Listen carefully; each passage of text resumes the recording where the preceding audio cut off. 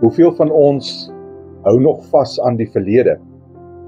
Hoeveel van ons as kinders van die Here speel ons verlede en ons foute en dit wat gebeur het in die verlede op 'n daaglikse basis in ons gedagtes af. En ons stop daaroor en ons wonder daaroor en ons dink aan die ander besluite wat ons moontlik kon geneem het en die ander opsies wat daar dalk was en wat sou die uitkoms gewees het as ons nie gedoen het wat ons gedoen het nie. En daar is soveel dinge wat deur ons kop gaan en ons hou aan ons verlede vas en ons laat dit lewe in ons gedagtes, in ons emosies, in ons Christelike lewe, in ons geestelike lewe. En weet jy wat, daar is 'n spreekwoord wat sê, as jy nie jou verlede gaan laat sterf nie, kan jy nie 'n lewende toekoms hê nie.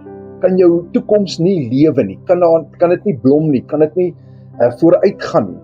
En baie keer dan sit ons en ons klou so vas, ons laat dit lewe in ons gedagtes, in ons lewe en ons laat dit lewe binne in ons wese.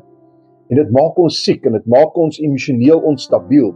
Weet jy, daar is 'n mooi skrif in Filippense 3 vers 14 wat Paulus sê, ek vergeet die dinge wat agter my is en ek strek my uit na dit wat voor is. Want God het vir my en vir jou 'n wonderlike toekoms bepaal. Hy het 'n droom oor my en jou toekoms. En weet jy wat, in Micha 7 kom die verhaal en kom God in sy woord en hy leer vir ons dat hy werp ons sondes in die diepste van die see. Ons verlede vat hy en hy werp dit in die diepste van die see, in die diepstes van die see. En weet jy wat, ons het nog nie by die diepste punt van die see uitgekom nie. Hulle skat dit maar.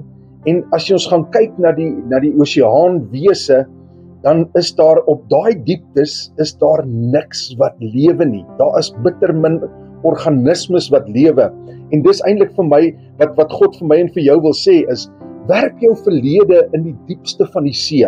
Sê ek daardeur ons moet dit vergeet? Nee, maar dat dit nie meer 'n impak in my en jou lewe sal hê nie. En ons vergeet dit emosioneel en in ons geestelike lewe en ons strek ons uit na 'n deurbraak wat God vir my en vir jou wil gee.